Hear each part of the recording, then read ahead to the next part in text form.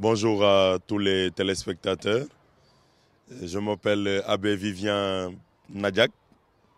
Je suis vicaire à la paroisse Notre-Dame des Anges de Ouakam dans l'archidiocèse de Dakar, au Sénégal.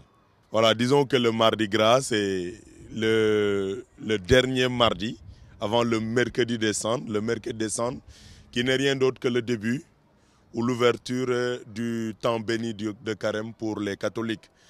Alors le Mardi Gras entre dans une logique, celle de permettre à ceux qui vont entrer dans ce temps béni du Carême, spécialement fait pour le jeûne, l'abstinence, de pouvoir se donner à une dernière festivité, à un dernier repas copieux pour entrer de manière pleine, ou plénière si vous voulez, dans le temps de Carême. Donc la logique, elle est là, hein.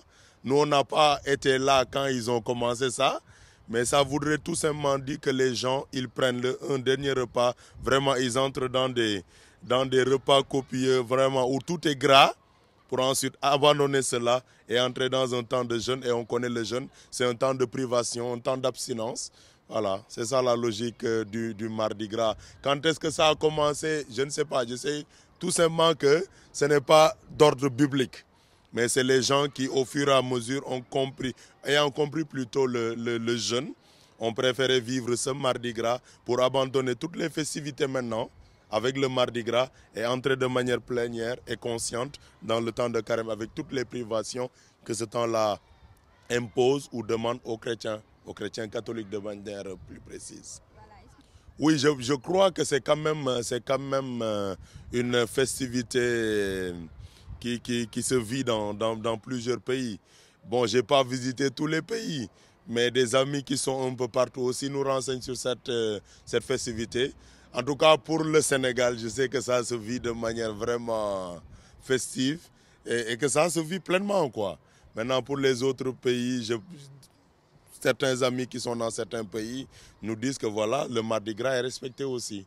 Oui, le déguisement, peut-être que ça rentre aussi dans le cadre festif où on a envie vraiment de vivre ces derniers instants, autant pour moi, de festivités où vraiment on fait tout, voilà, on est joyeux, on cherche à se cacher vis-à-vis de l'autre, rien que pour vivre la dernière festivité et entrer dans le temps de Carême. Maintenant, ce n'est pas une prescription biblique. J'insiste et je le répète. Voilà, ce n'est pas Jésus-Christ quand il allait au désert pour les 40 jours, il n'a pas été dit que la veille, il a pris un repas copieux ou bien qu'il s'est déguisé. Non, mais c'est vraiment dans une ambiance festive parce que nous aussi, nous entrons dans le temps de Carême. Ce n'est pas un temps où on est fâché. Non, non, c'est un temps festif aussi. Voilà, on entre aussi, on commence ce temps festif, ce temps de privation-là par un événement joyeux.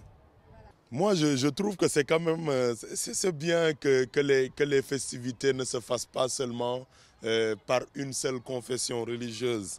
C'est mon avis, il peut être partagé comme non. Mais je trouve que, par exemple, au Sénégal, on se rend compte que même s'il y a la Tabaski ou la Korité, ça n'appartient pas seulement aux musulmans. Les musulmans vont faire leur part, c'est-à-dire le sacrifice qui leur est demandé et tout. Ils vont aller à la prière, mais les festivités appartiennent à tout le monde, hein. Il en est de même pour Noël. Noël n'appartient plus seulement aux catholiques. Eux, ils vont vivre leur messe, ils vont vivre leur temps comment on appelle, de confession et tout pour se préparer à la fête. Mais quand cela ne tienne, chrétiens et musulmans vont vivre cela. Aujourd'hui, si vous allez dans les écoles, qu'elles soient, en tout cas pour les écoles privées catholiques, les chrétiens comme les musulmans vont se déguiser, ils vont faire le goûter partagé, ils vont déjeuner ensemble et tout. Mais moi, je trouve que ce n'est que bénéfique pour le Sénégal, hein.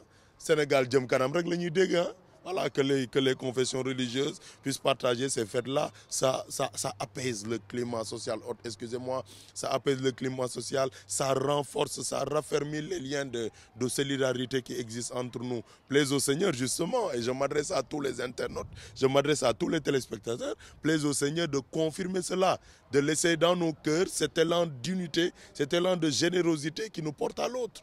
Voilà, le Mardi Gras n'appartient plus aux seuls catholiques qui le vivent ou qui l'ont commencé, qui l'ont ou plus institué pour entrer dans le temps de Carême.